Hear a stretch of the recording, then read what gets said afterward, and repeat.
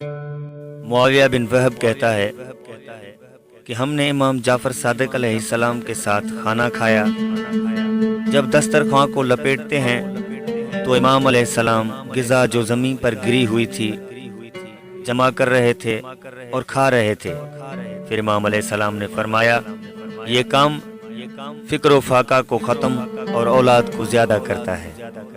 ایک پیغمبر نے اپنی امت کی نسل اور اولاد کی کمی کی شکایت کی تو اللہ تعالیٰ نے اس پیغمبر کو حکم دیا کہ امت کو انڈے کھانے کا حکم دے۔ انہوں نے یہ کام کیا اور ان کی نسل زیادہ ہو گئی۔